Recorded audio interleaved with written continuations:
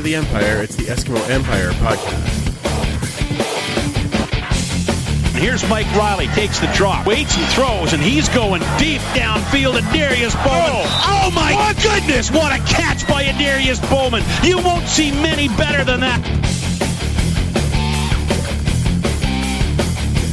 Pressure's coming. Oh, Levi Mitchell goes down. There's a big play for the defense. Somersaults for everybody.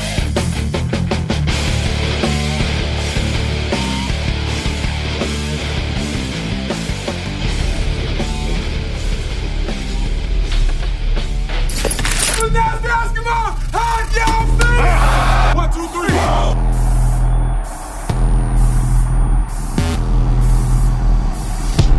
Determination to conquer all my ambitions, despite all the conditions. In light of my past decisions, made it to this position, and so my disposition. Not seeing no limits, killing the competition. Yeah, I'm a beast. Now I'm unleashed, ready to feast, calm and peace, not the least. I think that I'm number one, just to keep it 100, 0 to 100. Show you how much I want it, making them sacrifices, no matter what the price is. Surviving the crisis, why I'm the flyest, not necessarily nicest. Are you a beast? Are you unleashed? You ready to feast, or do you want peace? Welcome to One Empire. Come on. You know what they say in Edmonton at this time of year? Is it June yet? Come on, that's it. That's here. I want to hear you now. That's better. My name is Alan Watt. In case we haven't met before, I'm going to act as MC, referee, or whatever it takes tonight. I just have a little bit of housekeeping to do first. I wanted to welcome you all here, and Len will get to a little more formal welcome than that as we go along. A chance to get together and be a part of the road tour that Randy Ambrosie's on, and I think it's just darn fantastic. I think we're stop 8. He's got Hamilton and Halifax yet to go, so Edmonton, Halifax, and Hamilton. That's known as the Big Three where I come from.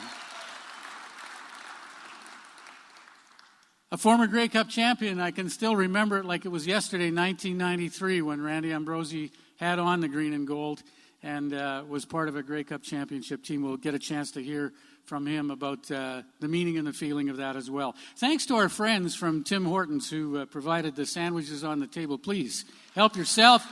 Our friends at the Sawmill who help us out in this room and elsewhere in the stadium on game day always do such a terrific job. And Coke for the pop that's at the back of the room. Help yourself there as well. And, of course, the City of Edmonton, they provide this room for us, and they also provide washrooms for us, which are out there and around the corner in the event. We have a number of folks here from our ticket office, and this is kind of a reminder that our Vice President of Tickets, Scott Murray, always reminds me to point out that we have people at the very back of the room, keen, young, eager Edmonton Eskimo people who are anxious to make sure that you are renewed. Put up your hand if you haven't renewed. Neat. Not a single hand. Put up your hand if you haven't renewed your Grey Cup tickets yet. Huh. Okay, fellas, they're over here. We'll get to you later. Everybody that's renewed their Grey Cup is free to leave when the evening's over. The rest of you can stay after. The principal will see you then. To start, would you please join me in welcoming someone that's been Mr. Edmonton Eskimo since the moment he set foot on the ground here in Edmonton and took over as president and CEO of the Eskimos. Countless community events, countless banquets, countless charity events, countless events with season seat holders, engaged with our fans and with our great Eskimo empire, morning, noon, and night. The president, the CEO of the Edmonton Eskimos, Len Rhodes.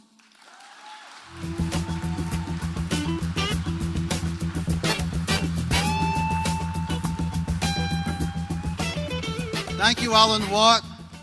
To all of you, our season seat holders tonight, this may be stop number 8 for Randy Ambrosie, but I asked him earlier when he arrived and he joined us in a board meeting, so what's the biggest crowd so far? He said Calgary, 350. I said, oh, we're going to beat that. And we did. Congratulations.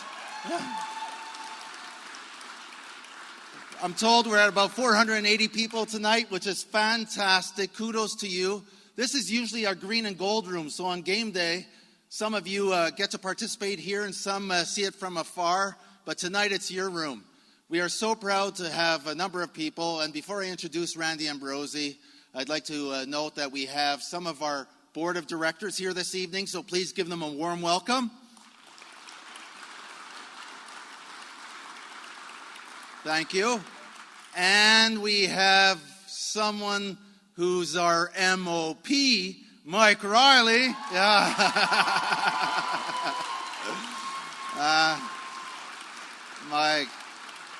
Mike and I were discussing the fact that he stopped at the world's longest hockey game earlier this week and supported the guys and gave them the moral support. And I'm just thinking, what would the world's longest football game look like, Mike?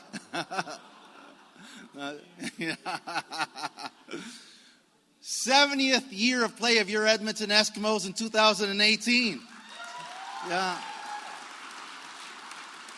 And add to that, it's the 40th anniversary of Commonwealth Stadium. Yeah.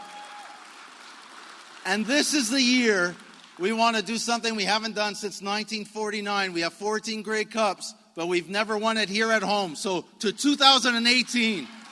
Yeah.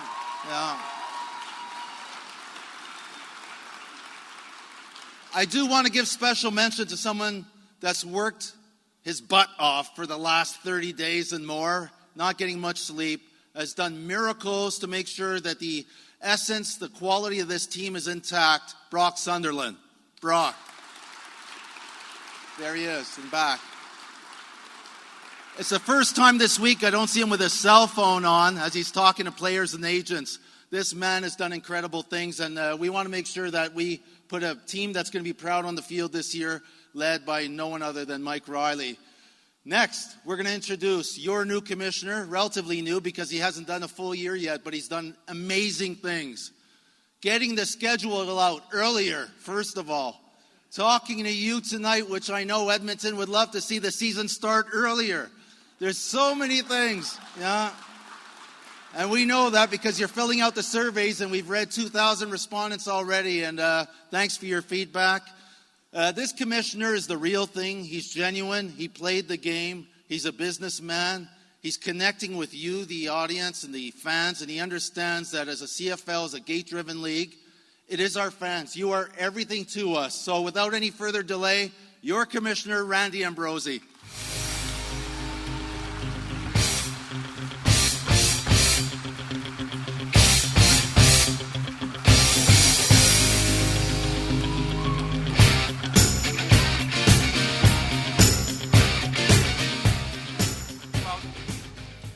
Good evening, everyone. It is great to be here. I'm going to ask you to do me a favor before we really get started.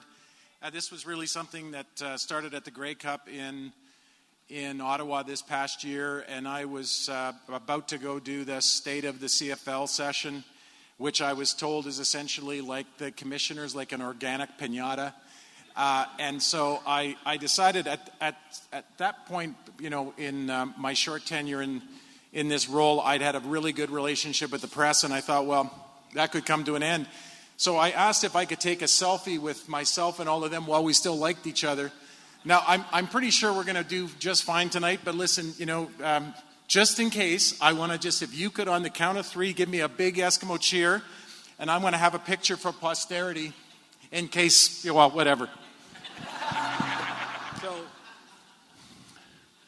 1, 2, 3. There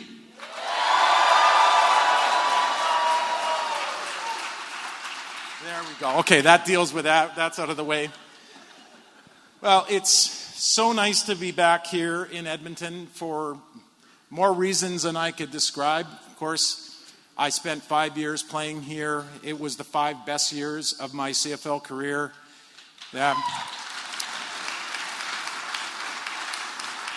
My great-great-grandparents, my great-great-grandfathers immigrated to Canada in the late 1800s, along with so many others from Eastern Europe, and they located just northeast of Edmonton in the Andrew area. And so, Edmonton's been part of my life since I was a kid. My parents left Edmonton shortly after they were married, moved to Winnipeg, and my brothers and I were all born and raised in Winnipeg.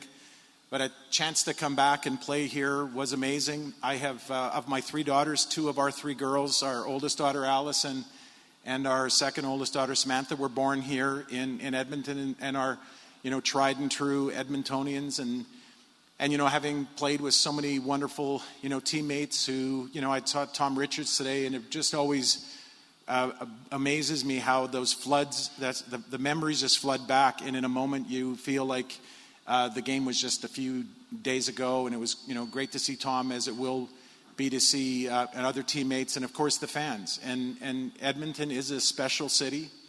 It has remarkable fans. The thing we always talk about when we describe, Barb and I, what it was like to live here is just how the community just, wraps their arms around you and makes you feel at home, and how you feel immediately that you belong. So from Barb and myself and our girls, thank you very much for Edmonton and the experience you gave us. We appreciate it.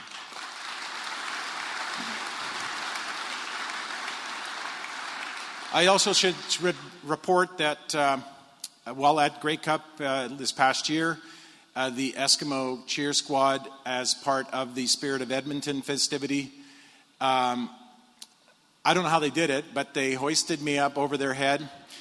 I understand that the Eskimo training room has been quite busy treating those young fellows since. But I just want to say I'm so looking forward to coming back here for Grey Cup 2018. I think it's going to be amazing. I think this city will do what we want to do with Grey Cup, and that's raise the bar. And I'm going to actually kind of diet now, just in case that situation happens again, that those poor fellas aren't in a worse situation than they were in this past year. I came into this job having been away from the game, for quite some time. I left to go into the investment industry, which had treated me so very well.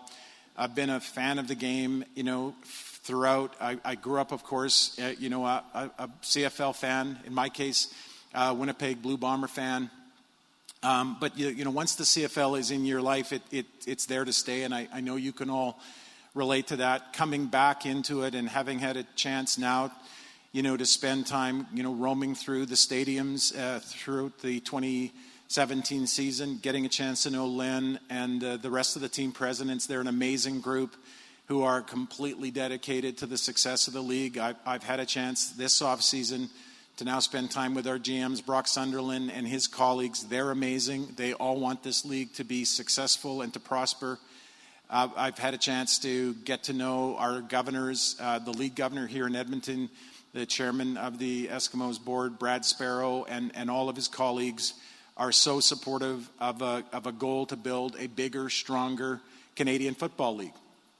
And I've wanted to take the time while I was in that first season to try to get a feel for, where we had opportunities to improve the CFL. And if you don't mind, I'm just going to take a little bit of time to talk about that, to give you a little bit of perspective on where we're going, some of the plans we have, which I think you'll be pleased with.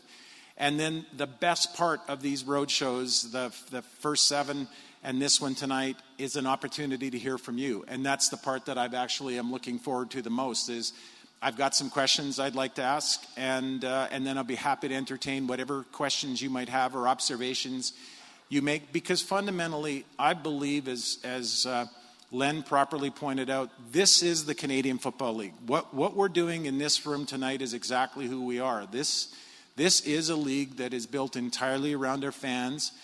We are a gate-driven league, so that means that every fan that walks into one of our stadium is incredibly important to, we hear about other leagues and they say, well, they could play in their stadiums could be empty and they'd still be fine. That's not true of our league. We need every fan that we can get.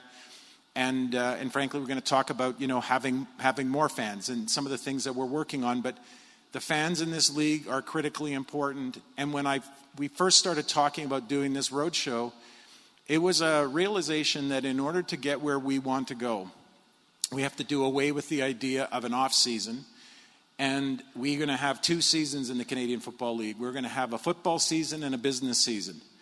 And the business season has to be about fan engagement. It has to make sure that it in every opportunity that we are connecting with our fans, that we're making sure that you're knowing what we're working on and what we're thinking about, that you have a chance to weigh in and give us feedback and input so we can build a Canadian Football League that's better and bigger and stronger than the one we have today. And I truly believe the only way to get there is by having you lean in and be part of our future.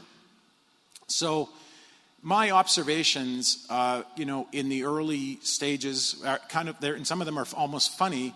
But somebody I was asking, someone close to the league, if they could describe the function of the CFL league headquarters, and he took a pause, smiled, and said, "It's a necessary evil."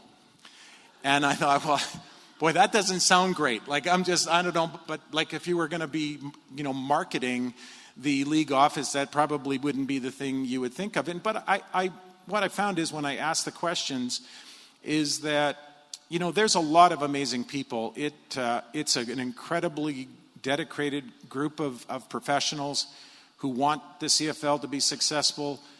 But my sense was that we hadn't done enough to make sure that we had aligned the league office's activities with what mattered most to our teams. And through conversations with Len and the rest of the team presidents and the governors, and just using the eye test, I quickly realized there were some real opportunities to drive some change. So we created a list of new priorities. And the top one, the number one priority, is what we're calling our Bums and Seats campaign.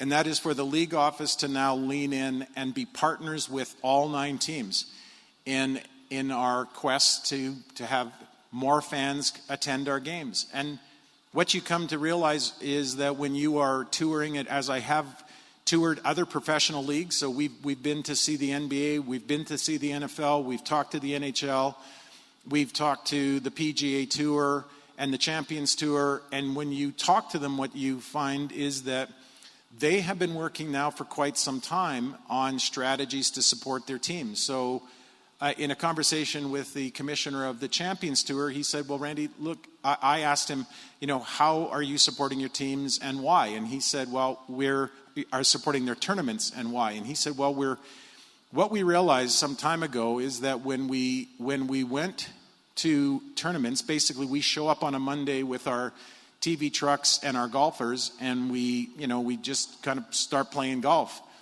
And he said, what we realized that there was a big disparity between our weakest tournaments and our best tournaments. And he said, in order to grow the game of golf, in order to grow the Champions Tour, we knew that we had to start doing more to support the tournament. So they looked at a whole array of things that they could do. One of them being, how do you help the tournament sell more tickets? How do you help them, do more with sponsorships? And what happened next is they started to build an infrastructure, not to take responsibility for selling tickets or selling sponsorships, but to do more to help support the tournaments. And then what he said was almost magical. The weaker tournaments started getting way stronger, and the best tournaments got even better yet. And that story kept repeating itself at every stop, every time we had a conversation with the league. So we're now building a ticket strategy, a facilitation group within the league office to work with the teams, to work with Len and his team to make sure that we're doing everything we can to have best practices in ticket sales across all 9 of our teams. Because I know this, that it is way more fun. And Mike, congratulations again. It's just great to have Mike in the room. I noticed he got a slightly bigger cheer than I did. That's okay. This is how feelings get hurt, but I'm okay because, I think you often hear players say that they kind of don't notice the crowd, the fans, and I just don't think that's true. I think when you run onto a field into a jam-packed stadium and the energy is pouring out of those stands, I think players can feel it. I think it makes them play better. I think you play more inspired than you would, with a less than robust crowd. And then that actually translates through to TV. Because I think if you are watching a game with a really great crowd and you're feeling the energy of that crowd coming through on your TV set, I think it just makes for a much better viewing experience. And what that tells us is that working together with our teams to make sure that we're maximizing our opportunity for ticket sales is a critical task. So that's one of the things that we're working on. The second thing that I spent a lot of time last year is thinking about the game experience. So what, again, you see in our 9 cities is you see, very different approaches to game experience, and they're all in their own way. They're great. But what I come to appreciate that there's such a changing landscape in front of us right now. The whole digital world that we're facing, this millennial generation are different. So like in my day, and I'm sure some of you at least can relate to this. So in my day, standing room only, if you told somebody you got standing room only tickets, that generally speaking meant that you got kind of poor seats. Today, standing room only for the millennial generation are the hottest ticket in town. They're often not watching the game the way my generation of fans would watch. I was the walk in, grab a hot dog, a beer, and go sit in your seats first, second, third, and fourth quarter, and then go home. This generation are more active. They're more active. I think some of the experience I've had in the stadiums where you see this group and they're kind of huddled around high top tables and they're really not watching the game, but in their own way. So Ottawa's an example. What Ottawa's done to re-enter the Canadian Football League the way they has been nothing short of amazing. And their fans are always decked out in that beautiful plaid. And when they're in that what they call the biggest bar rail in Canada, so often they're not really watching the game, but you come to appreciate they love the Red Blacks. They love everything about the CFL. They're just taking it in differently than we might have. So, the question, how do we create fan experiences that are right for every segment? Some of our fans will always be traditional fans. Some of the fans that we want to attract are looking for a different experience, and we want to work with the Eskimos and the other 8 teams to be working on and building strategies to make sure that there's a fantastic experience for all fans, that every fan from every age group feel warm, invited, and welcomed in our stadiums, and that we're giving them an experience that is really going to help meet their needs.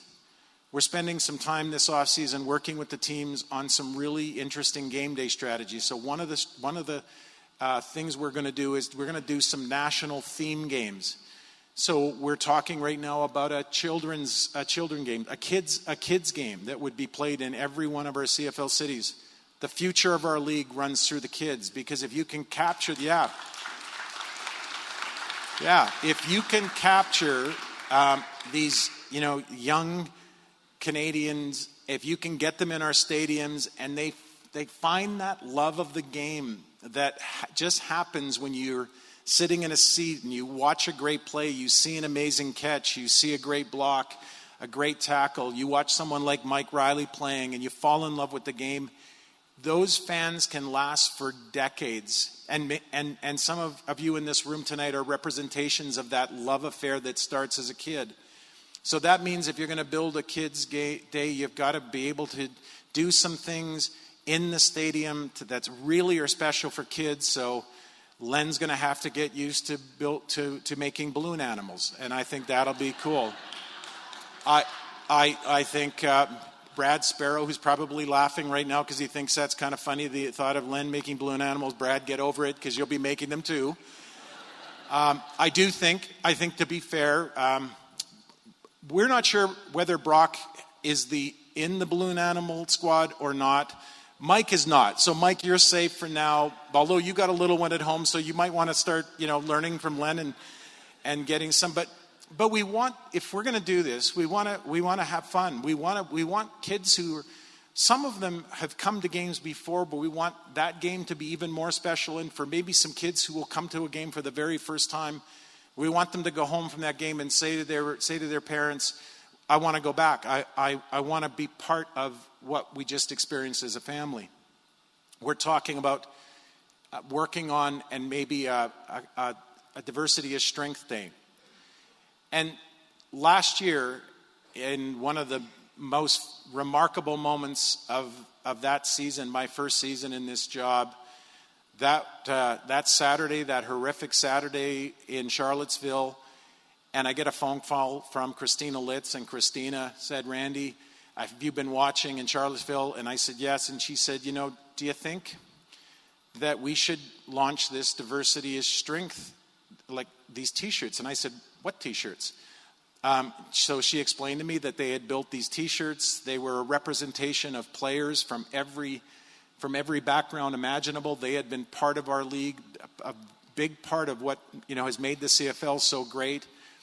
And once Christina explained them to me, I said sure. And a few minutes later, Christina was rallying the troops. Those shirts ended up, in Saskatchewan for that game against the Riders and the BC Lions, and that's launched a movement, a recognition that the diversity of the players who have played our game has been a remarkably important part of the CFL and our history, but it's also a remarkably important part of our country, and people just came to the fore in a celebration of that initiative and what made us special, what makes us special, yes.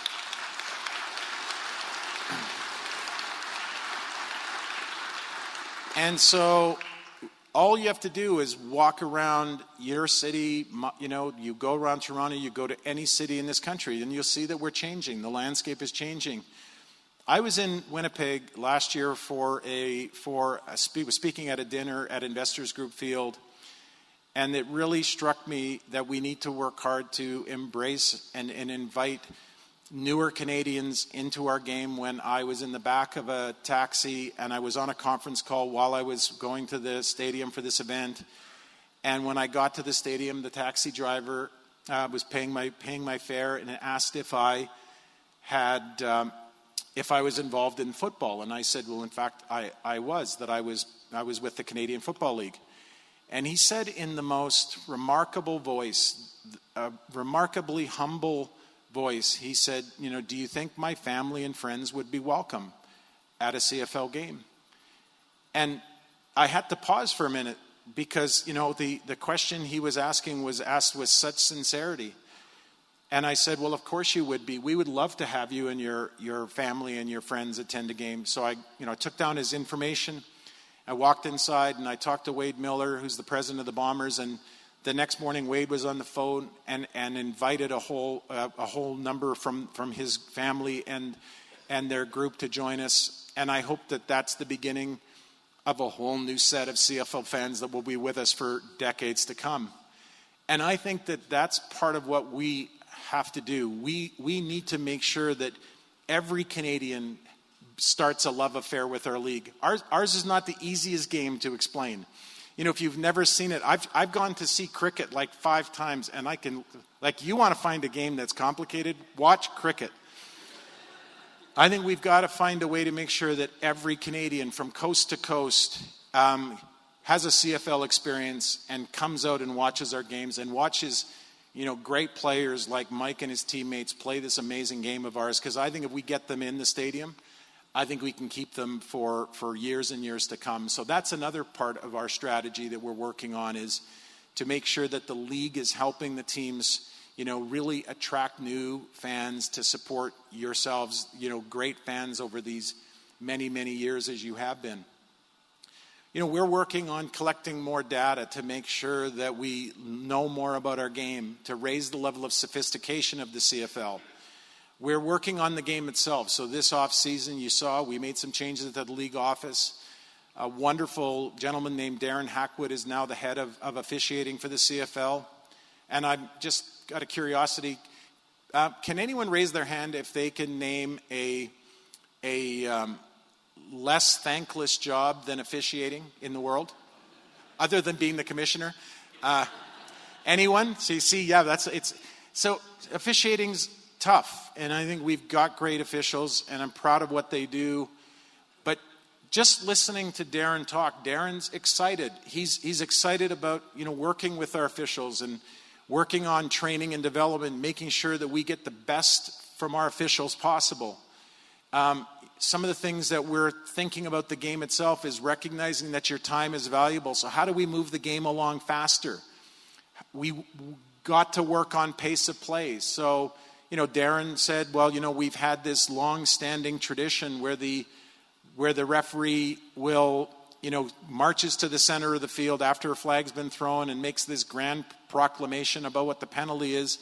And Darren said, well, I wonder if we need to have so much formality. Now, having had a lot of flags thrown my way over the years, I could have done with a lot less ceremony during those many events. So I can kind of relate to Darren's point, but Darren said, look, what if we just move the game along? Maybe while the ball is being moved, the referee is just turning on his microphone and announcing the penalty. That little ceremony, which, does it cost us 3 or 4 minutes? I don't know, but it's just a way we can move the game along and keep the flow of play happening so that we spend more time watching our great players and less time on breaks in the action. We're spending time talking about and working on this question of what role should the command center have. And again, this has been a fantastically debated topic. The change we made last season amongst the fans, I think I've probably talked to at least a handful or more of you last year, and you seem to embrace that change as being a positive. But I've asked our general managers to reflect on that and have we got it right? Because I think we want to make sure that we're always thinking about not just what worked last season, but what's going to work in seasons to come. And so we're working on the game itself, and that's a really important part of our strategy. We're working with our TV partners. So this year, Thursday nights, every team is going to play at least one Thursday night game. Thursday nights are the biggest viewed night for the CFL on TSN. It is replaced Friday as our most watched night for football. And so in a great conversation with TSN about helping them grow the game from a viewership point of view was then what can we do to make those broadcasts even more exciting? And we're working with them on some things that we're looking at doing for Thursday night to make sure that broadcast is special and a night for football on TV that is fantastic, as we will work on the in-stadium experience for the fans that are watching, during those games. So I'm wanting to share this with all of you because we have a vision that is shared by our team presidents, by our governors. I want to make sure that it's embraced by our players, that we have a vision for a bigger, stronger Canadian Football League. We know that in order to achieve that, the league and the teams have to have a far more collaborative relationship. We have to be thinking about doing everything together, supporting one another. Just like a great team would on the field, we have to have a great team off the field. And we're working hard to make sure that we're building relationships and building trust, amongst the teams. I'm not suggesting to our teams that we're taking over anything from them. I'm just saying, can I lean in and be a partner? Can we help our teams be more successful in their businesses so that the business of the Canadian Football League can grow and prosper for decades to come? It's an exciting time. There is a wealth of opportunity. The markets are changing. Back in the day, the word binge to me, meant, eating. The word binge to my children means watching a series from beginning to end, over 2 or 3 days. So many younger people are no longer, have cable. They've cut the cable in favor of streaming. The question that we have to think about is, how do we respond to that challenge? How do we think about our place in the game and our place in the digital world so that every fan that wants to watch our game can have that experience? And these conversations are ongoing because you're either getting better or you're getting worse. Ron Lancaster said that once. He said, Randy, there's no such thing as status quo. you have to advance. And, tonight is a chance for me in this time to share with you a vision for a bigger, stronger league, one that we want you, our fans, to be part of. And in asking you to join arms with us by sharing with you what we're working on, hopefully engage you in a special way. We'd like to be have the most engaged fan base in the world. We want to be the number one league in all of professional sports. We want our fans to see that their part isn't just to show up and enjoy our athletes performing, but that our fans also have a role in helping shape the future of our game. And that's what sessions tonight are all about. And I hope we have many, many more of these in the years to come. Before I turn it over to some questions and some discussion amongst us, I want to just share one last thing. Over the last number of weeks, there's been, interesting discussions back and forth. Some things that are written or said aren't as positive or flattering as a person might like. I don't think you can be called, let's just say, for lack of a better description, a schmuck. I don't think you can read that or see that and necessarily feel good about it. But for me, I think there's learning in some of the criticism that we receive. And sometimes I think, the criticism is fair. What I'd want you all to know is that we are trying hard to get our decisions right. But I certainly couldn't tell you that we're right 100% of the time. We're trying to learn about everything. The world is changing, and we have to change with it. We have to be open-minded and reflective. We might stand in front of stand with a microphone in our hand, on a stage in front of you and look confident, but it's going to like a duck. The duck looks calm on the surface, but below the water, their feet are paddling like crazy. We're going to have a lot of duck in our world, because I would never want you or any of the fans across our country to think of us as arrogant or unwilling to learn.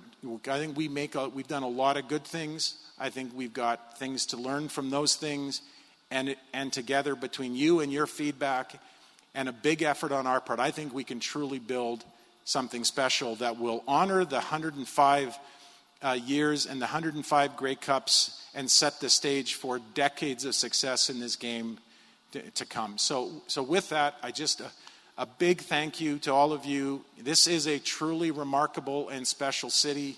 This is a truly remarkable and special team, and I'm honored to have an association with you as I have had in the past, and one that I can go forward with into the future. So, ladies and gentlemen, thank you.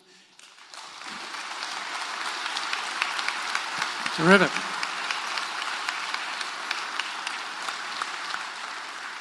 That's great stuff, and we've got, I know it's a little dark in here, but we've got people with microphones. While we're getting the microphones out, can I start with one that Len... Yeah. So we've been asking this in every center. We're having this discussion, which you're aware of, and that is about a season shift. The idea on the table right now would be a 3-week, playing the game, or the Grey Cup 3 weeks sooner. So by a show of hands, how many of you would be in favor of a shift that would see us play the Grey Cup in early November rather than late November? Okay. Carried. Okay. Yeah, that's it. And now can I ask those of you who are opposed to it? Okay. So I can tell you that appears to be about a 95% in favor. But here's the thing I've been doing. Can I ask someone who is opposed to it just to share their point of view? This lady over here got her hand up. Okay, hold on. The microphone's coming. I don't see the point of it, just for the fact that living here in Edmonton, and you played here, it doesn't really make a difference temperature-wise, because you don't know what you're going to get. It was 10 times colder in October this year than it was in November. And starting earlier, I have to work every May long weekend, so I'm scared of starting the season early. Every May long weekend I have to work.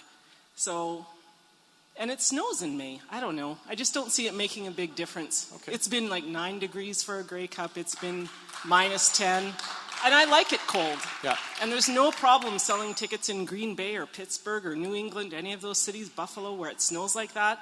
So let's just suck it up and sit outside. Woo! Well, thank you. So, just to put some context around this, look, we're in a very early stage of a conversation. I think it's important to have these discussions, to hear those different points of view across the 8 cities so far. It has been pretty clear, but not as clear in some places. So in Vancouver, it was probably about 55-45. Now they play inside a dome, so that could have an influence over it. Actually, even in Ottawa, it wasn't as clear, but they were just coming off a truly magical Grey Cup experience.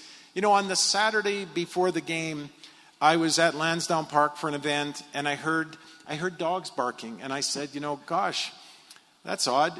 Where are the dogs? And they said, well, that's Shania's dog team. She's coming on a dog sled, and I said, does no one reported to Shania that the grass is green and it's raining out?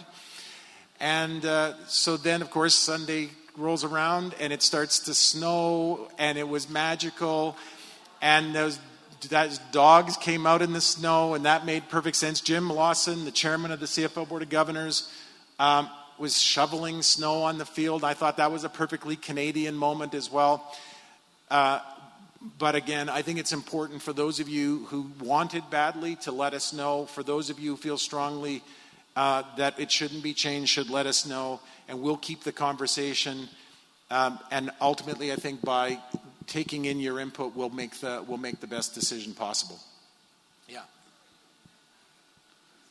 Hang on. We need the microphone over here again, Doug. Get ready. Put your hands up if you've got questions, and we'll get somebody to you.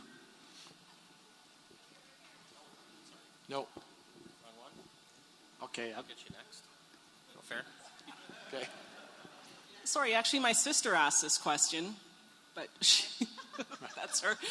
But I guess we're wondering why the CFL wants to make this move. I haven't heard a rationale yet, so just curious why the CFL is thinking that. Yeah. So the answer is we are starting to see declines. I think we're one of the very few sports leagues in professional sports that sees a decline in attendance in the back third of its season.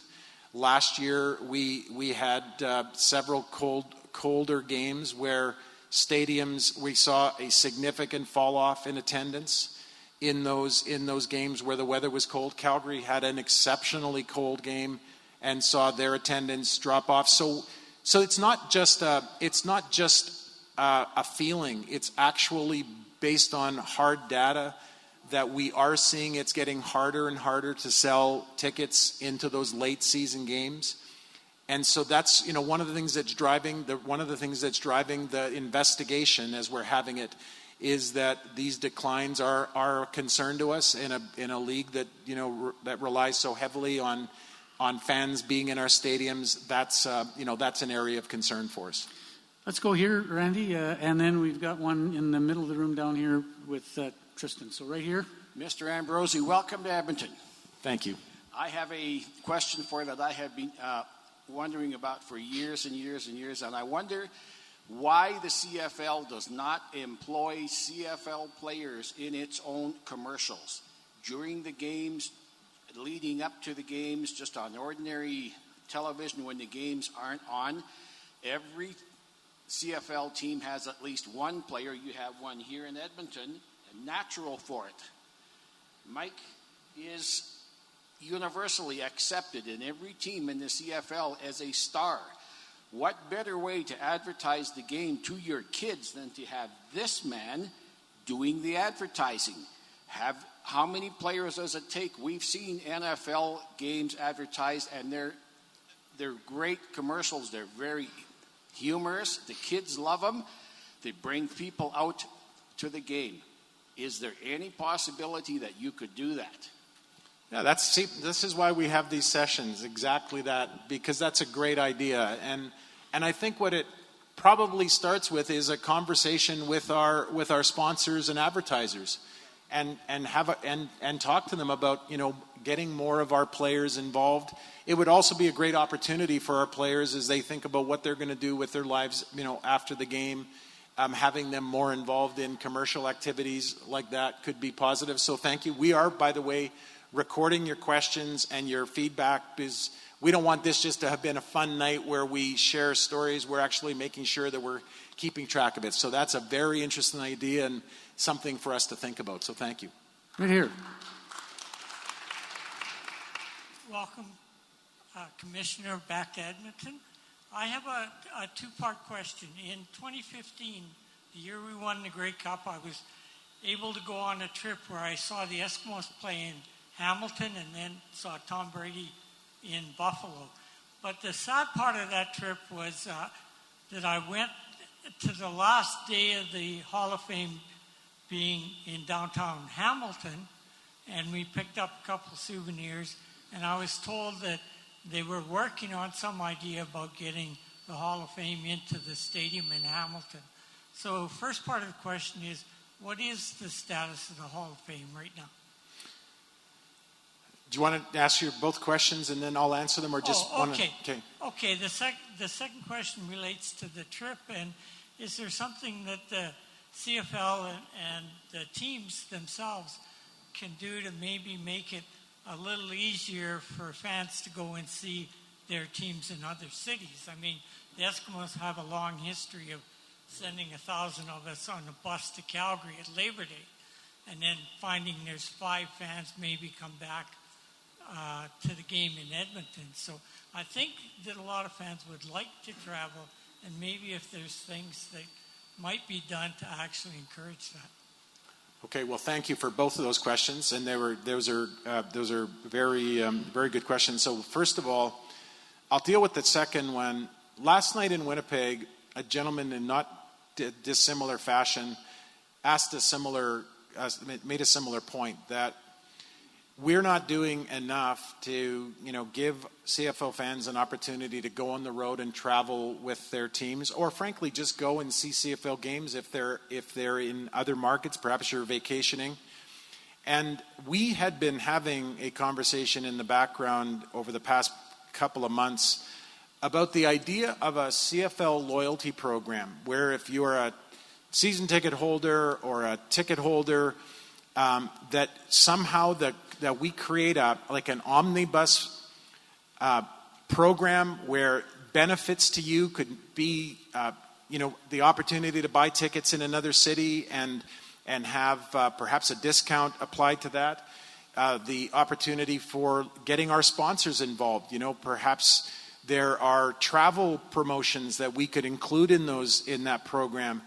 And I think that this is something that we need to be serious about at the Canadian Football League.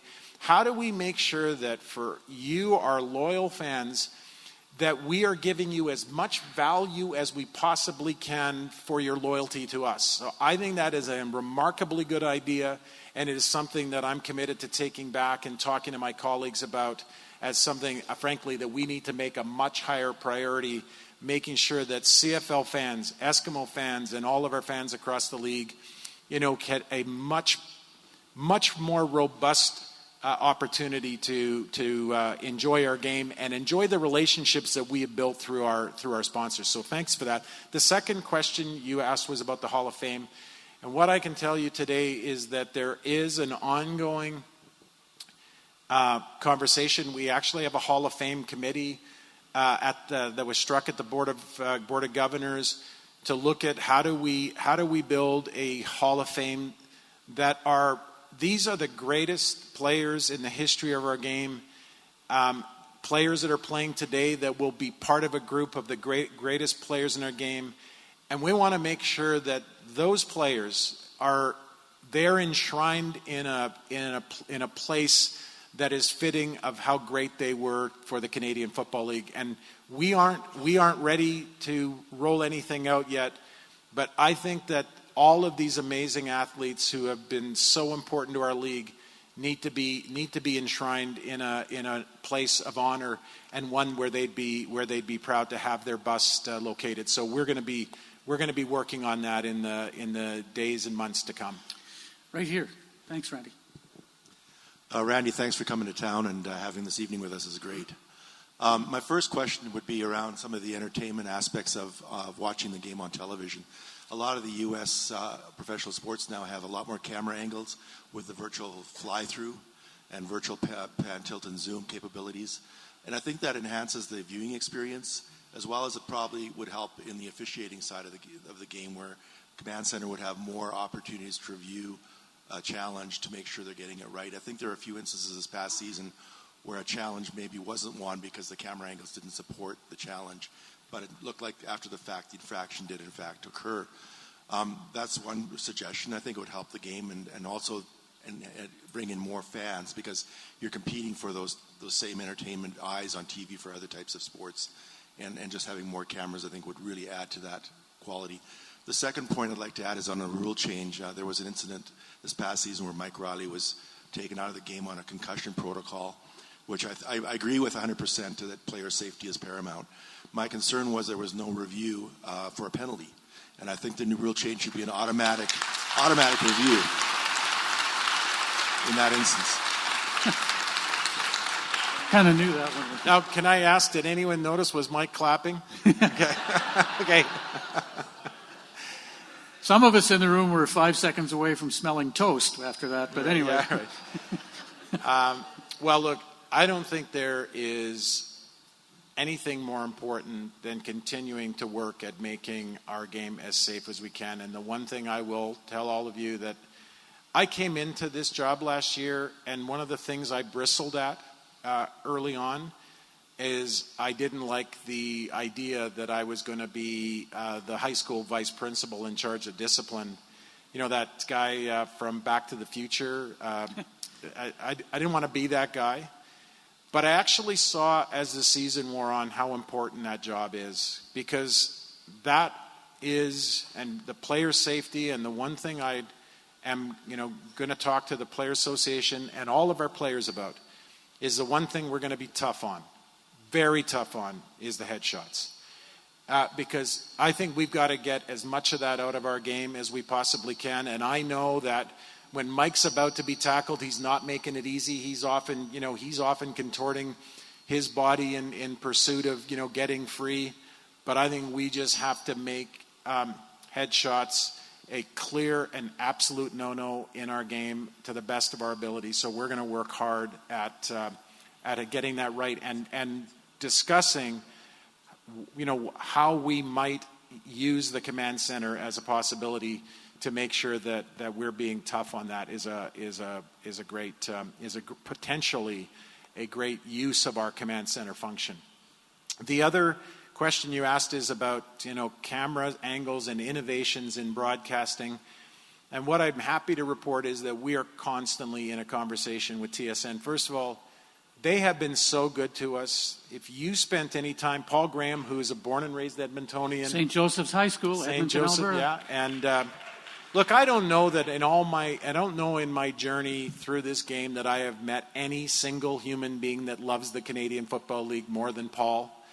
Paul is responsible for TSN's on the field broadcasts, and he's remarkable in so many ways, but one of them is he's got a really open mind to how do we make the broadcast better. So we are talking about that all the time, and I know Paul, if he was here tonight, would tell you that he's going to constantly look for ways to innovate and improve the broadcast, as they have already improved them in the years past. And perhaps one of the answers will be more cameras. But I think I can say, speak for Len and the team presidents and the governors, we're exceptionally proud of our relationship with TSN, and we're looking forward to big things to come and future innovations as well. Let's go to the back here. There's a question. Hi. Thank you for doing this, Commissioner. What I'm going to ask, I know it's a bit micro, I know it's more of a business decision, but I think it's also at its root a cultural one as well. Last summer, I had to go to Montreal. The Alouettes weren't playing, so instead I went and saw a Montreal Impact soccer game at Stade Saputo. And I went to get some refreshment, as I'm wont to do. And one thing really popped up that happens in Montreal but does not happen here. In that, as I went to get some beer, and they had the usual Molson products, but they also had a whole bunch of locally produced beers. We have a booming craft beer industry in Alberta. It would be great if we could have the choice to have some of that perhaps in the concourse level rather than necessarily brought to the chairs. But I think, beer is not just refreshment. It's part of our culture. It'd be great if we could have some Alberta culture at our games. So, you're going to be surprised to hear this, having had a beer or two in my day, I can't speak specifically for any one of our stadiums because each of our teams has their own unique arrangement with their catering service and or their sponsorships. But I think you're touching on a broader theme, and that is, I think that everything when you go to a game matters. I think that's the world we live in. I think from the way you're received on the way into the stadium, I think if you're showing up early because the food is great and that is part of your game day experience, I think it's what you're consuming, beer or otherwise. These are things that Lan and I and our colleagues are going to have to talk about in the days to come. I think what we're recognizing is that all of these things are part of the overall game experience, and I just think, as good as it might be, we have to keep pushing the envelope and thinking about how we work together so that at the end of every game, win, lose, or draw, you're going home feeling that was the best 3 hours and 8 minutes of your week because every part of it was great. So, no specific answer, but I think my colleagues and I all feel strongly that every aspect of the game experience we want to look at and improve on. And while I can't say that craft beer is coming soon, I like the idea of being open-minded to how we improve it for all of you, so that every minute in the stadium is fun and entertaining. Thanks, Randy. Right here. Thanks, Commissioner Ambrosi, for coming to Edmonton to talk to us. Just two really quick questions, and it can be yes or no answers. As we're growing the league, we all want to see our league grow bigger. Is there anything you can share with us with regards to expansion? And also, if you're looking at the schedule, is there a possibility of adding a few games to the season as well? Well, okay, I'll take that second one first, and then when Mike comes up, I'm going to ask him the same thing. Not on expansion, Mike. I'll give you a. Although Mike had a look. I thought Mike's going to come up and he's got a whole big plan. But on the number of games, I would tell you, I think Mike would agree. This game is hard to play. 18 regular season games and playoffs is a long season. And some sports you can play a lot of games. Football is just not one of them. There is a certain pounding that your body takes, and you're kind of by the end of the season, if you go into a locker room, in the late back half of a season, in the last third of a season, boy, you see a lot of grown men with aches and pains, and so I don't think we can do that. And I think it would be unfair. I think it would be unfair to ask our players to play more football in a season. On the issue of expansion, we're including Halifax in this roadshow, and I'm going there next Friday. And I'm going there, and I'm going there not to make an announcement, but I think that if you think about our country and our history, there was a point in our history where we were building a national railway, and it wasn't finished until it was finished. There was a last stretch of track that had to be laid before you could call it completed. I think until we have a team in the Atlantic region, until we have a team on the East Coast, I don't think we can consider our league finished. And we have to work really, really hard towards it. So this group that are currently working towards that franchise have a big task, because you really got to get the stadium built. The good news is that we brought John Ruddy. John is one of the partners from the Ottawa Sports and Entertainment Group and a remarkable man. John went with me and the ownership group to Halifax to meet with Town Council, Mayor Savage, and his Town Council in Halifax. And John explained to them the concept behind the redevelopment of Lansdowne Park. And when John did that, you could see that it was changing their minds. They created an innovative structure that worked for the City of Ottawa, that has worked for the Ottawa Sports and Entertainment Group.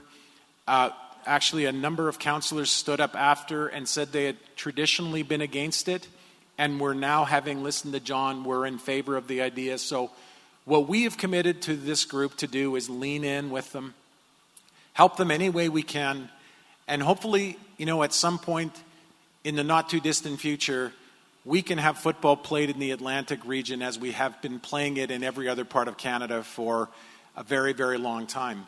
And the one promise I made from this moment going forward, as we are thinking about our game, as we are thinking about national roadshows, we are never going to exclude the Atlantic region again. Those fans have to feel as much a part of who we are. They have to feel as loved and respected as we love and respect all of you as our great fans. So from this point forward, the Atlantic region is in the CFL. We just got to find a way to get a team of their own to cheer for. Thank you. Excellent. There's a lady at the back of the room here that's going to have a separated shoulder if she keeps her arm up much longer. We'll take one there, one here, and then we'll move. We'll get Mike up here, and we'll get some more questions going. So at the back of the room. Oh, thanks, Mr. Ambrosi, for coming and take the time for us. My question is regarding scheduling with the CFL. I know when you played in the 90s, before, when we had the Labor Day Classic, it was 1 year in Edmonton, 1 year in Calgary, alternating back and forth. And then all of a sudden it became Calgary's game. I'm sure Edmonton would be more than welcome to alternate once again and welcome the Calgary fans back and let us have the pride on a nice Monday afternoon to cheer on our team. And then Calgary would be more than welcome. We would travel to Calgary that following Friday to go and cheer them on. It just seems unfair that always one city gets that game. And I just want to know who determines that. Yeah. Well, not me. Personally, I think it's been Len, but that's a whole other matter. No, you know what? So this is, again, why these types of evenings are so valuable. I've never actually been asked that question before, and Len, I don't know if you've been asked it yourself, but look, it's an interesting idea. When I played here, we did the game in Calgary, and then we had those gigantic crowds. In fact, I think the biggest crowds I ever played at in my years in Edmonton were those Friday night rematches against Calgary. Mm-hmm. But these are ideas, and the more we're talking about ideas, the better we can make our game. And I can't promise that there's an outcome from that, but I think that is a conversation that Len should have with his colleagues. We should talk about that as an idea. And I think as long as we're talking about good ideas, we have an opportunity to make our game even better and stronger. So thank you very much for sharing that. Okay, great. Thank you. Thank you. One more here, and then there's something I want to show Randy. you. Hi, Randy. Great to see you. Great to see that a football guy is running the CFL. Finally. It's great stuff. Thank you, Randy. Two questions. First of all, you got NFL Canada and NFL Canada for kids, and I know we're trying to attract more younger people towards the CFL. How can we allow the NFL Canada and NFL Canada for kids, or we as the CFL are trying to compete against that? Second question, is there any talk of raising the salary cap in an effort to keep our really good, talented American and Canadian players in the CFL?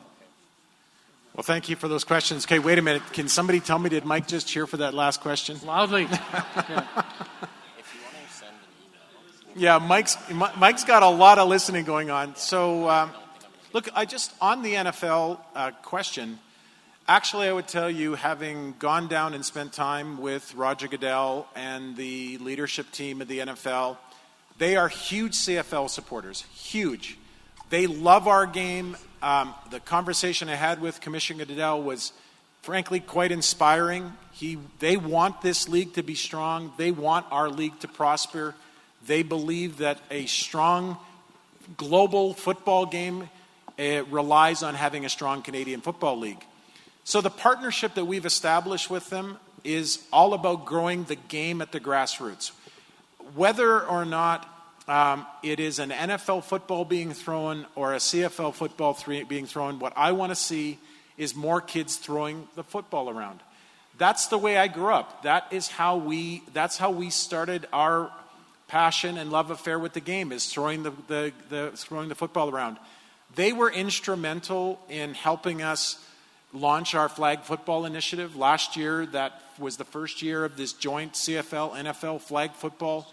It was an incredible success, like staggeringly positive for all the teams that played in it. You guys had a great tournament here and sent a great team to Ottawa for the championship. The team that won the tournament in Ottawa was from Regina. And I can tell you, I was at the Pro Bowl when they played in the international tournament. They were playing against a team from China. The boys and girls from Saskatchewan who were representing our country were twice the size of the kids from China. And the way the game started, and this is a testimony to why our game is so great and why football is so important. The game started, the Chinese team were on offense, and they threw an interception. It was a pick six for the Canadian side. And then the Canadians went on offense, and they scored. Now it was 14-0 for the Canadian side. Then the Chinese team went on offense and threw another pick six, and there was an immediate touchdown. It was now 21-0. And what happened next was nothing short of awesome. It was the Canadian kids knew that they were winning and going to win. And you should have seen the way these kids, you would have been so proud of them, because every time the Chinese team did anything, like if they didn't fumble, the Canadian kids were high-fiving. If they didn't throw an interception, the Canadian kids were high-fiving them.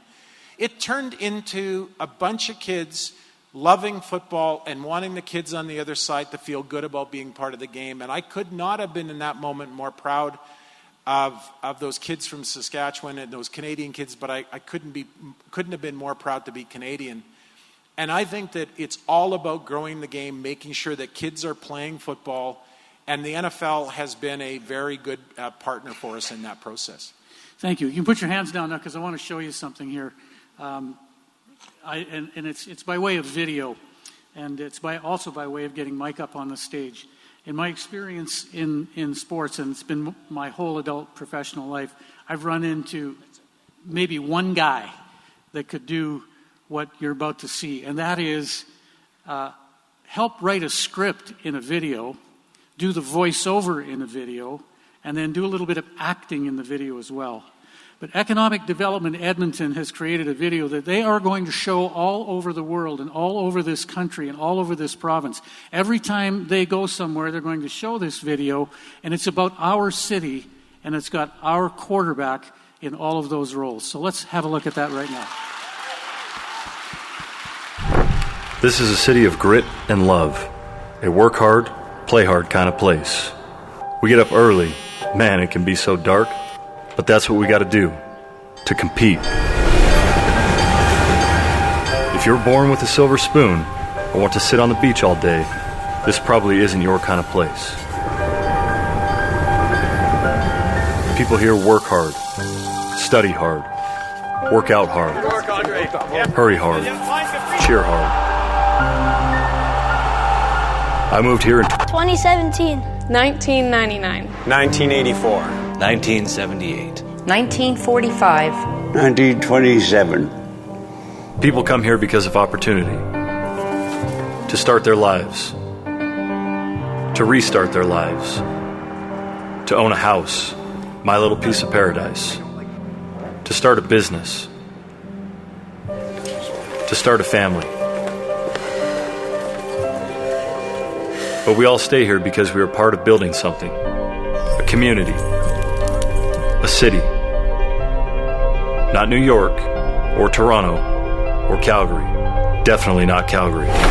We're building a city that is weaved together, with different colors and shapes and sizes. Like a medley, a soup. Yeah, like turkey soup.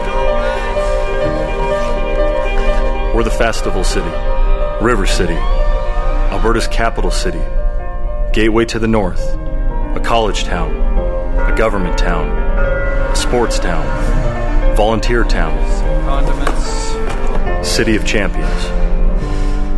Definitely champions. Always champions.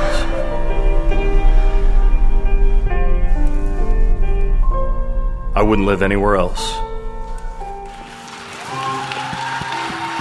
The most outstanding player 2017 in the CFL. Please welcome Mike Riley.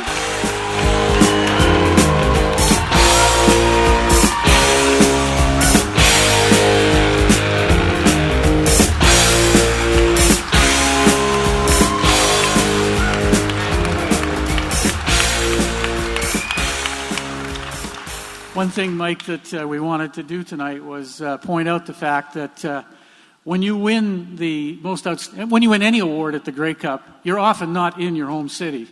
This year, Mike was presented with the Most Outstanding Player Award, and I venture to say there probably weren't maybe 15 or 20 people that were, or maybe less, that were at that ceremony. And we wanted to ask Mike if he would come here tonight to join you so that you could get a chance to hear what Mike has to say about our season last year, about individual awards, which are nice but not as great as, of course, the overall team awards, and then just to talk a little bit about 2018. So, Mike, over to you for a few minutes, if you don't mind. Yeah, no problem. Thanks. No pressure here either. I'm not sure if we ever got the answer about that salary cap going up or not, but I'm sure we'll find that out later. Not to mention the referee thing. You know, Randy, the problem with referees is they just don't care who wins. He's good at his job. That's what you learn when you have to do these things, deflect and move on to the next question. So that was great. But it's awesome to be here with all of you tonight. Great turnout. I mean, as Len said, apparently the largest crowd that we've had for our Commissioner's Road Tour, so that's awesome. You know, I've seen a lot of faces that I'm used to seeing bundled up out there in our stadium, and I was kind of joking around with Randy here earlier about, well, we could play the Grey Cup in February if we had temperatures like today, but if they were anything like yesterday or the day before, I don't want any part of that. So, but it's great to see everybody in this room. You know, I love seeing you guys out there supporting us, and one of the coolest parts about what we're doing in the CFL is that you know, as Randy said, it's almost like a year-long thing. You know, we get to see fans during the CFL week and get to see you guys at activities and things like tonight. It's been a lot of fun. So I'm excited to be here. In terms of last season, you know, as I said during my speech, my acceptance speech, it was a bittersweet moment to represent our team for that award, because it was our entire team that put in all the work for us to receive that award. And obviously, I wanted to win that trophy with my teammates in the room with me, because that meant that we were playing for that Grey Cup together. And that's ultimately the main reason why you play, and really the only reason, is to try to win that Grey Cup. And we had a great team last year. We did fall a little bit short. We all understand that. But I'm extremely proud of what we did as a team, the players, the coaching staff, the front office, and the fans, because it takes all of us, and I think everybody did their part. Our players and our coaches worked our asses off, and you know, it doesn't work out sometimes, and that's a great thing about sports, is that when you do finally achieve that championship, you understand that you climbed really the highest mountain ever to get there. And I'm excited about what we have for 2018. I'm super excited that mountain ends here in Edmonton, that we're going to be hosting that game. And I know that you guys have already re-upped those tickets, other than I think the one guy that held his hand up, so that's awesome. We'll see all you guys there. I've had the experience of being on a team that was hosting a Grey Cup one other time in my career, and that was when I was in BC. And we played in the game and won it, and I know that there's no better experience than to share winning that Grey Cup with your fans. And I think back to the 2015 season when we won the West Final here against Calgary, and that was actually my favorite game that I played in my career. It wasn't the next game when we won the Grey Cup.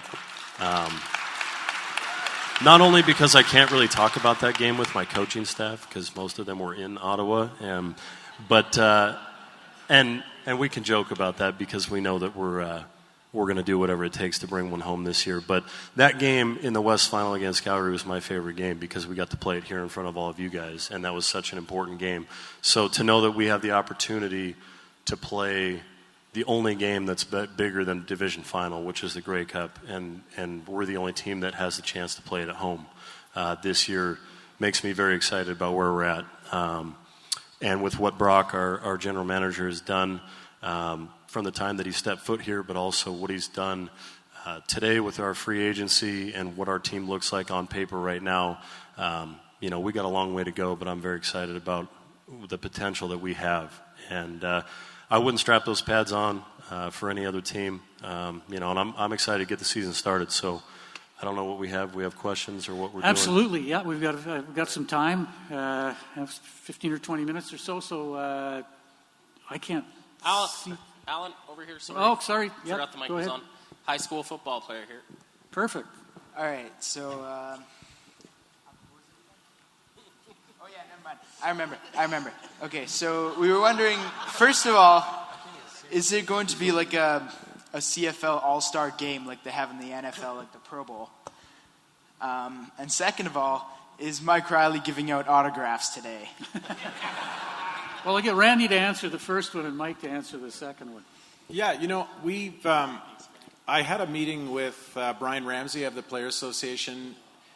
I think football is like literally the worst sport in the world for an all-star game, because by the time a player is finished a long season, the idea of strapping it on and playing a full contact game, that doesn't count anything is really hard to expect our players to do that. But I said to Brian, and it's just an idea, like literally just an idea. I said, well, look, if we're talking about getting our young Canadians involved in playing football, maybe one day we could talk to the Players Association about having an all-star flag football game, and bring our best and brightest players, of course Mike being one of them, and go play some flag football. I have the idea that we would bring kids down, maybe have a national tournament and play flag football and have a tournament with the big guys. And then my personal favorite is the idea of having a Clydesdale division and watching the big guys play flag football, which I think would just be incredibly funny. But these are the kinds of ideas that I think we want to be talking with our players about. More ways to create fun experiences for our players, more ways of creating fun experiences for our fans. And while it's just an idea today, great things usually start with simple ideas. Oh, to answer that question, the second part, if you've ever seen me turn down giving out an autograph, you don't know me very well. So if you want one, we'll take care of it tonight. Right here. Hi, I'd just like to comment on how you were wanting to help get children interested in football. Many years ago when I was very small, Mr. McCann lived at the end of the street. He'd be up at 4 a.m. coming home from CFRN News, and he also would do commentaries not just on the Edmonton Eskimos or whatever hockey we had, because there wasn't the Oilers at the time, it was the Oil Kings. He did commentaries about football games from the Jasper Place Rebels and the Ross Shep, and he went to all the different high schools, and he'd do a commentary on all these different players, and many of those players ended up coming from Bonnie Doon to play for the Edmonton Eskimos to block for our quarterback. And I remember having to go with my oldest brother to the Jasper Place High School, and because my mom was sick, and the person that was coaching the team, his name was Mr. Johnny Bright. He gave me the football. There were two boys talking. He gave me the football, and he says, throw it right there. And my brother told me, don't you do anything unless Mr. Bright tells you to. And so I took the ball, and I threw it right there, got them in the can, and they both fell. And my brother starts running towards me, and Mr. Bright goes, get back. And can I ask what the question is? I is? ended up becoming an Edmonton Eskimo fan from there on, and always honored Mr. Wright since then, and I've always honored Mr. McCann because he always explained sports to me every day, and that's how I got to learn about football. Thank you. Thank you. Many of those, all the people you mentioned were my high school heroes as well. Johnny Bright coached me at Bonnie Doon High School, and of course Al McCann and I worked together. Great Edmontonians, terrific to have them here. And it's, we have players, more and more players. I'm going to mention this, and I hope the coaching staff and Brock doesn't mind, but I had a chance to see Adarius Bowman in this room here just before he left to go to Winnipeg, and went over and shook his hand, and he said, I just want you all to know that in 4 weeks, we're going to have a baby. And my baby's going to be born in Edmonton. And I'm an Edmontonian. My daughter's going to be an Edmontonian. And I'll always be an Edmontonian. So, Mike, as you know, and I see Emily and Brooklyn at the back of the room, Edmonton has a way of worming its way into your heart. And then there's no getting rid of it. Let's go over here. Right here, Alan. Oh, sorry. Geez. We can't see very well up here, yes. If you can't see me here, you're in trouble. I'm in trouble. As much as it's great to see Mike Riley here tonight, love those socks. Oh, thank you. I appreciate that. But I have a question for Randy. When I lived in Lethbridge, there were buses going to Flames games for every game. And when I talked to people in Red Deer, there are buses coming up to Oilers games. And I used to get on buses in Saskatoon going to Rough Rider games. When I asked around in Lethbridge, are there buses going to Stampeders games? The question was, we don't know. We don't think so.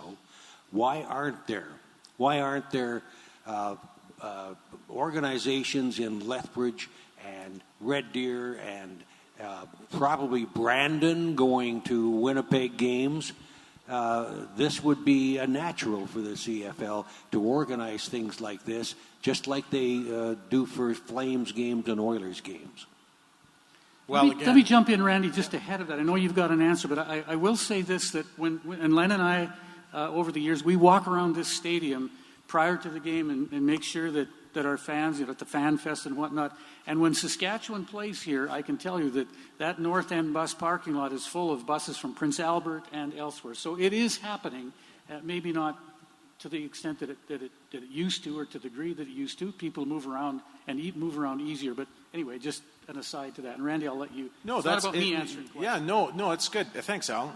I think again, this is exactly why these evenings are so important. I'm sure Len would agree. We want to open our arms up to all the fans, and I think that we've got to think about a strategy. The riders have done.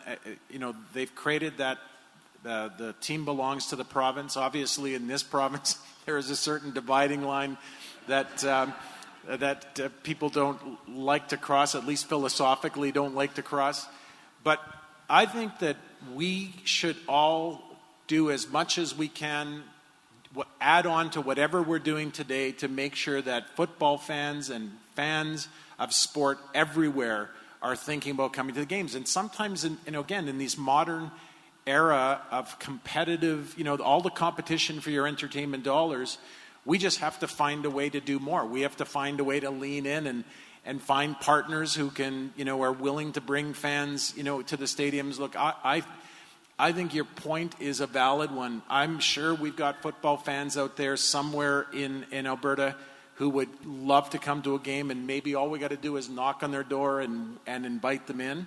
And I'm happy to be working with Len, and we'll talk about doing more of that across the entire Canadian Football League. But I think it's a great point and something we need to work harder at. Thank you. I'm going to jump in here because we earlier on today we solicited questions through Twitter and Facebook, and there's one here from Mike, to Mike. Sorry, it comes from Brisbane, Australia, at sea in Brisbane, Australia. I know quarterbacks are especially close, and I know they spend a lot of time together. What will it be like to play against someone you are obviously close to in the person of James Franklin in the future? Well, I mean, that's definitely a great point when it comes to quarterbacks. I think your quarterback room is always something that you pride, being close-knit, and it's been that way really in every good team, good group that I've been a part of. When I was in BC, I was that support role for Travis, and that was one of the things that I was really excited was to play against him, as kind of he was somebody that I looked up to a lot. And unfortunately, over the last 5 years, we haven't played as many games against each other as we both would have liked to, whether it was me being injured or him. But the few times that we have got to really play against each other, it's always been a ton of fun. And this will be an opportunity with James moving on to Toronto for the first time in a long time for me to play against somebody that is going to get their first chance that studied under me. And it was similar with Nichols as well when he went to Winnipeg. I was going to say with Matt, and we have a great rivalry with Winnipeg. Yeah, and it's always fun. There's always a little something extra there when you're playing against those guys because you have the friendly competition when you're teammates, but you're all pulling for the same thing is to win. And now it gets flipped on its head a little bit where your only goal is to beat that person. And so I'm excited about that opportunity to watch James and see what he's been able to learn. He's had a great opportunity, as have I, in the last 2 years to be able to learn from a guy like Jason Moss and to work with Jordan McSimic and Carson Walsh and the other offensive coaches that we have. But as I said, it takes a special type of relationship with your quarterbacks, and when you have a head coach that played that position, like Coach Moss has, we really do have a unique opportunity, as kind of Bo does with Dickinson and Calgary, to be taught by the best every single day. And I think that's really why you've seen offensively our success over the last 2 years really skyrocket. I know that I've learned more in the last 2 years playing for our coaching staff that we have. And I think that's, a tribute to the hard work that they put in. But I think James has learned a lot from that staff as well. And he's moving on to another great staff that, and another guy with Ricky that he's going to be able to learn a lot from. I'm sure some people in this room know of the name Ricky Ray. Don't cheer too loud. But that's a great answer. It's a great opportunity. It's a rivalry, or it's a mission. It's not a rivalry in the quarterback. Yeah, and we all pull for each other to do well too. All of us quarterbacks around the league we know each other. And I don't necessarily want Bo to do well on the Labor Day games or any time that they're playing a regular season game for that matter, I guess. But it is a great competition, a great rivalry. So. I thought you nailed it in the video, Calgary. Definitely not Calgary. Hey, Alan, I just want to say thanks to this gentleman. You notice how fast a good idea takes form? So we just talked about attracting fans from outside of Edmonton, and now we got a fan from Australia. That's how fast these things take a hold. It's an international, you got to be careful what you say. It goes around the globe faster than, it beats you home, that's for sure. Over here. Yep, right here. Hey, how's it going?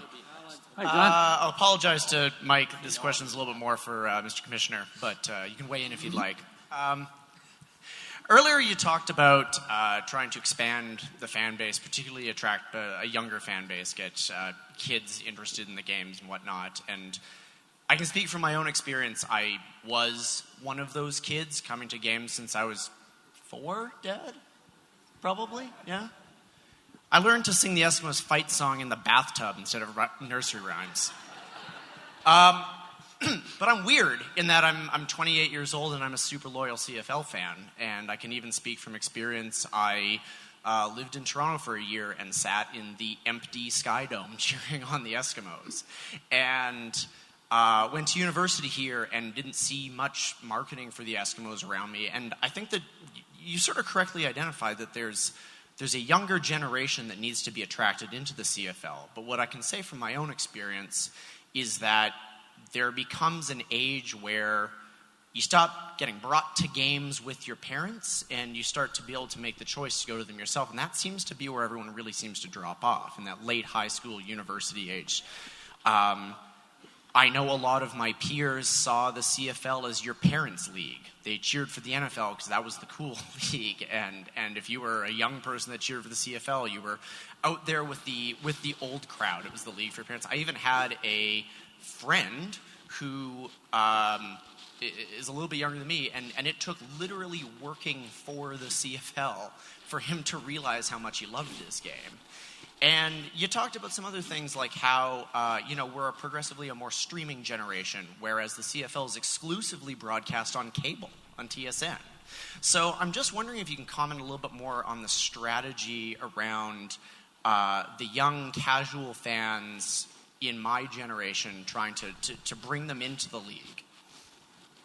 Yeah, it's what consumes us. First of all, there's nobody cooler than this guy. And frankly, every football fan in the world who loves the game should be a fan of Mike Riley's. I think the question that you're asking and the issue you're raising is exactly why we've got to work harder. We have, as an example, about 45% of the CFL league office are millennials. So we asked them to strike up a millennial committee to just have them talk to each other about what it would take for us to start revitalizing, that fan base. I'm encouraged by looking at Ottawa as an example. They were completely out of the CFL. And you would say kind of no hope. And they have come roaring back with a remarkably robust fan base. So you can do it.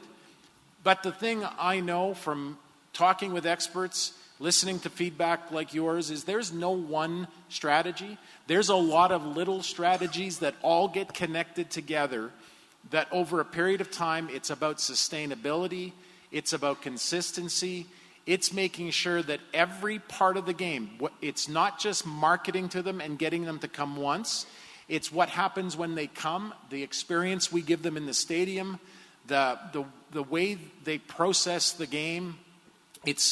Is about talking about and thinking about a future where we digitize our broadcast. It's why the conversation with TSN is so important. Like, I just think you're making reference to one of the single most important things that we have to work on, and we're going to just lean in with Len and the Eskimos and all other 8 teams in pursuit of making sure we get your friends and your generation back in our stadiums. Thank you. I got one more question from online. I won't mention the email here because it's a question to Mike. I'm in the Eskimo Junior High School football program. My mom says I'm too small. Can you ask Mike what age he was when he started playing football? Okay. Yeah. All right. Well, I've been playing football forever. It's a little different down in the States versus hockey here, but I've been playing probably since I was 5 years old. I was too young to play, but my dad was the coach, so we didn't have to worry about the permission slip and all that kind of stuff. But I will say this: if this kid is being told that he's too small, I think his mom's worried. Yeah. Yeah, I mean, I disagree. I think some of the best football players are some of the smallest ones. Don't tell my offensive line that, but. I mean, honestly, there are some incredible players, and it's not just sports, man. It's everything. Like, some people that are the best at what they do were told that they couldn't do it. And, whatever you need to use, if you need to use that as motivation to prove somebody wrong, then take that route. But for me, I was never the biggest or the strongest or the fastest. I just figured that I had to work harder than everybody else. And so that's what I always tried to do. And now I use it to my advantage. I let everybody else run way faster than me, and then they can't stop fast enough, and then I just go right by them. So I scored a touchdown against Toronto and flipped into the end zone doing that this last year. Like, hey, you guys can run way faster than me, and it's going to work to my advantage. So you just have to figure out ways to make it work for you. But too small, I don't think that that's even a real thing. Great answer. And we're live streaming parts of this, so I hope the young fellows out there watching. I bet you he is. Okay, Derek, go ahead. Mike, I'm so pleased to hear you say that you loved beating Calgary, because I don't like Calgary. I don't like Regina. I don't like Winnipeg. I don't even like Halifax, and they're not in the league yet. What's important to me as a fan, and what's kept me going since the first game I saw here in 1950, is the idea of loyalty and the home team and continuity. And this is a question for both Mike and for Randy. I'm really concerned about this new one-year contract business and the tremendous number of players that are free agents at the end of every season. That's very, very hard to develop relationships to a team and to players when half of the guys are eligible to leave and go somewhere else.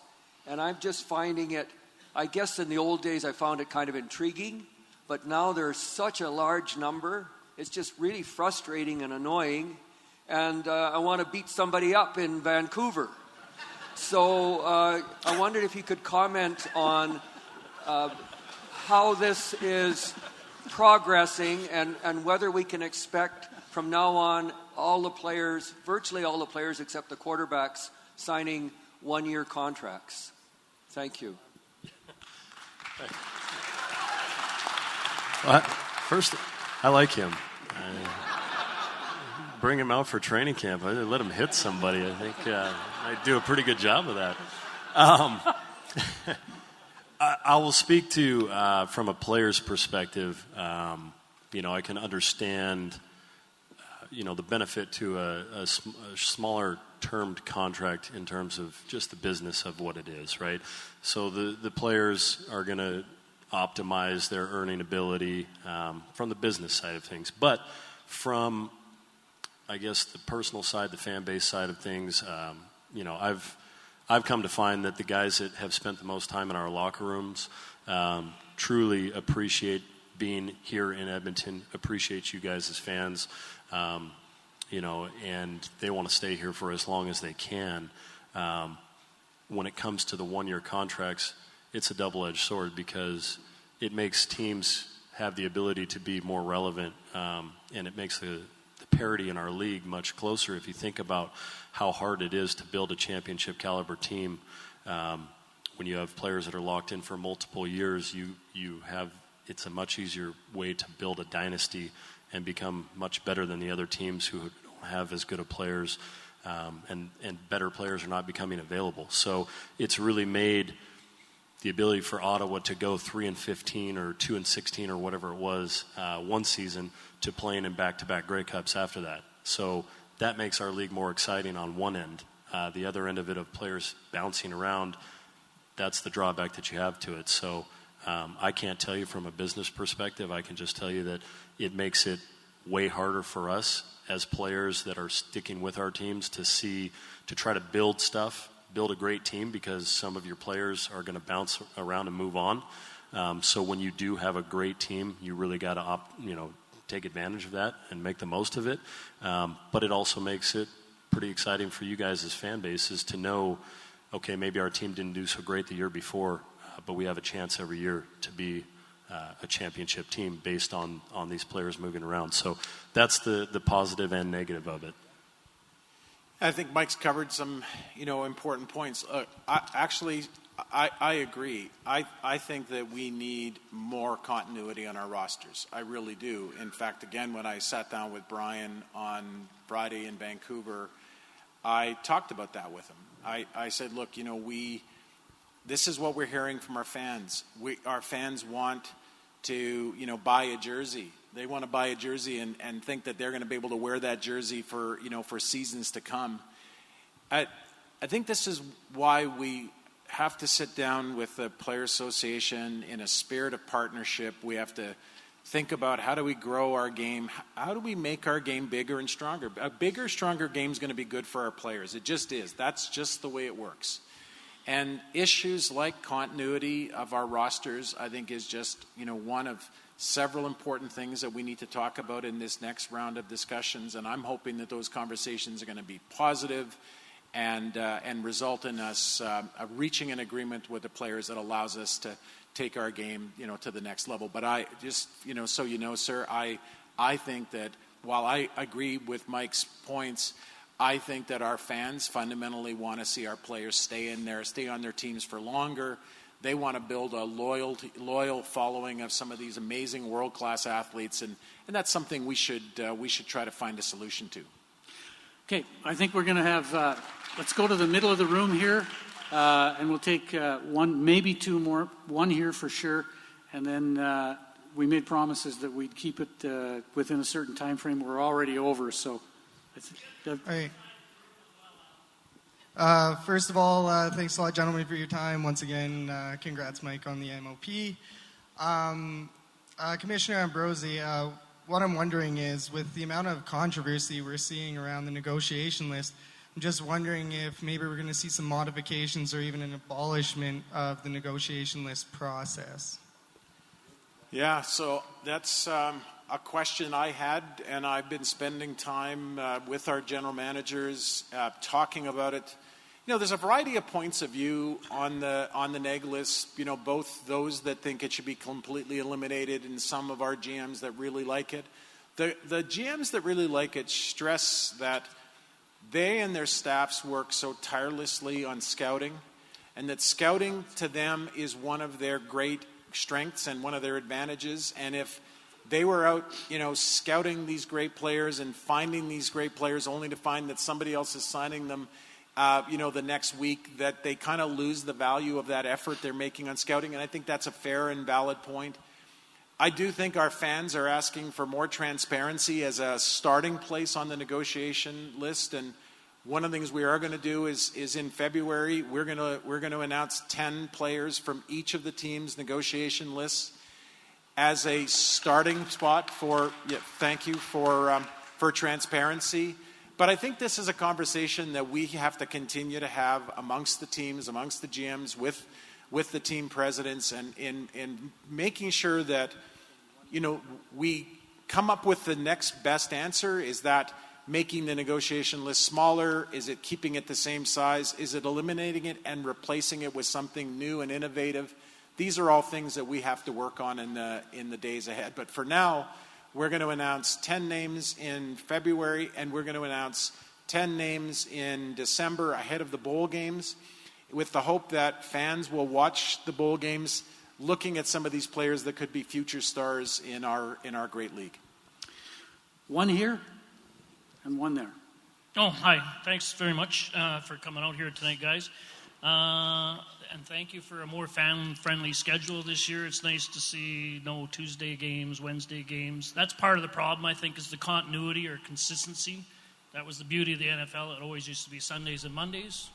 And I think they're showing a decline because they've spread it out to Thursdays. But you're saying that's our best night. Is there any chance in the future of getting more weekend afternoon games in the fall season here in Edmonton? Because it does get a little chilly. We always seem to get the butt end of the stick, the 8 o'clock Friday night, October something. And then we get to watch a Sunday game at 11 o'clock from Saskatchewan. You know, Edmonton never seems to get that favorable schedule. And I don't know about Mike, if you prefer playing at night in the dark in the winter, or you'd enjoy a little bit of sunshine. With mud on your shoes. If you guys are in the stands, we love playing. Yeah. Well, you know, and that's okay. the thing. Let's get an answer here. Then. More sun equals more bums is what I'm thinking, right? So look, what I've learned in this very short 8 months is that one of the most difficult things we do is scheduling. And the fact that we were able to get a schedule out in December is, from what people tell me, it was literally one of the great miracles of all time. What I can tell you is this, that Len Rhodes is absolutely on your side, and he wants the best schedule possible for the Eskimos, for Mike and his teammates, as do all of the presidents want the best schedule for their teams. I think what I've learned is that you have to have everybody a little bit unhappy, and when everyone's a little bit unhappy, you know you probably have about the best schedule you can get. But what you're seeing this year is a very heavy tilt during the summer of Thursdays and Fridays. Those are fantastic nights for fans and fantastic nights for TV, both so the in-game and TV experience. We're trying to see, and I think we're seeing more of the weekend games starting after Labor Day. But I still think, again, we have more work to do. We need to continue to seek feedback and input from our fans as we think about how do we optimize a future schedule that is best for everybody. And, sir, I appreciate your question. I think that Len has worked hard on your behalf for a great schedule here. But I think Len would agree we can improve on that in seasons to come. Last question over here. And I want to tell everyone, we're not going to just all of us bolt out of the room. We'll still be around afterwards for a few minutes. So if we didn't get to your question, I apologize to that. But if you really have one that's stuck here, we'll try and answer for you. Right here, last question. Hi, I was just wondering, this is more for the marketing of the CFL. When it comes to the paint game, we see all the players on the sidelines wearing all the gear. Is there a way that it could be easy for the fans to be able to buy that gear also? Because right now we see the players, and the only place you can buy it is once in a while online. But you can ask any of the people that work in ticket office here. I bet you at that game, they probably get asked that question 10,000 times. Okay, well, thank you for that feedback. So, Len, this is something, again, that we all need to talk about. So maybe I'll just finish this question with a question.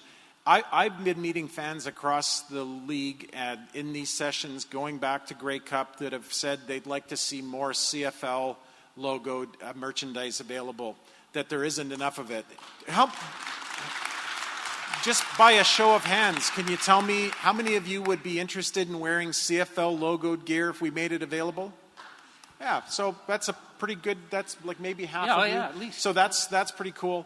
I think these kinds of issues around making sure that we have the right merchandising strategy are in part if we have to continue to work, Len and I, with our colleagues to make sure that we're really asking our fans for feedback on what they're going to want, what they're interested in, and I don't think we can do enough in the area of looking after of asking for your input so that we can customize our league for what you all want and what will make you happy.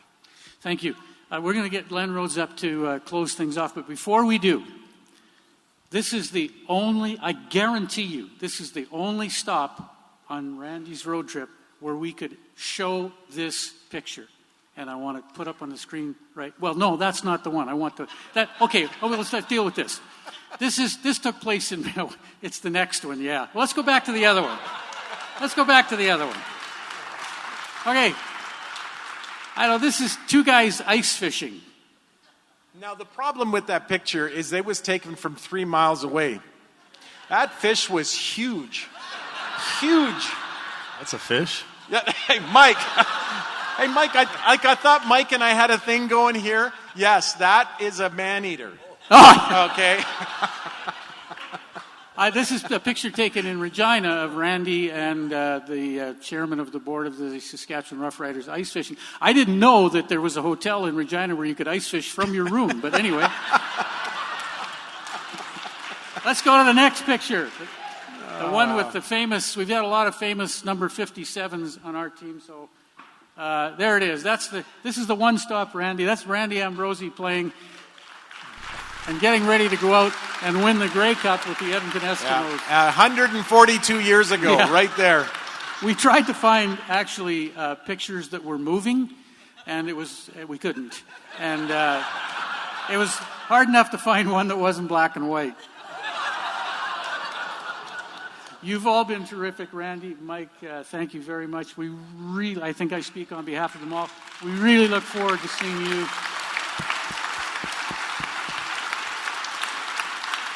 You mentioned, yeah. Good for you, yeah.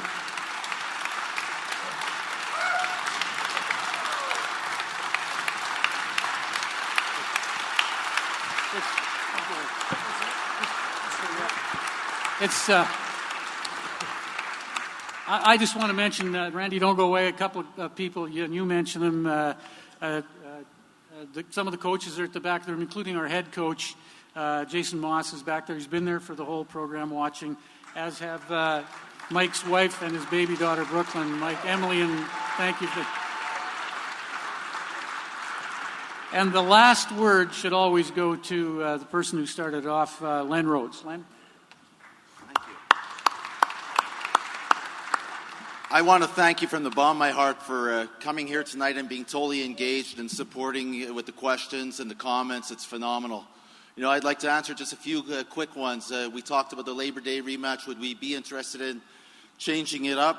We sure would be. Earlier this year, I wrote John Huffnagel and made the request. They're not necessarily on board right now, but we're going to try to get there because we agree with you. And we talked about concessions, beer conversation, what's available. I can tell you what won't be sold until further notice. BC wine. And Randy, you talked about this league is not complete until, just like the railway tracks going from coast to coast, until we get a team in Halifax and until we build pipelines. We want to thank you. And this commissioner, Randy, you're just incredible. So far, so great. The reaction that we have from you and the conversation and his accessibility is phenomenal. Mike, you personally, in terms of what you represent for our club, fans refer to you as the warrior, the rock star, but fundamentally, you're a great human being. Thank you. Thanks to all of you. Good night. Thanks for listening. Find more great shows like this at CF Pod Network on Twitter.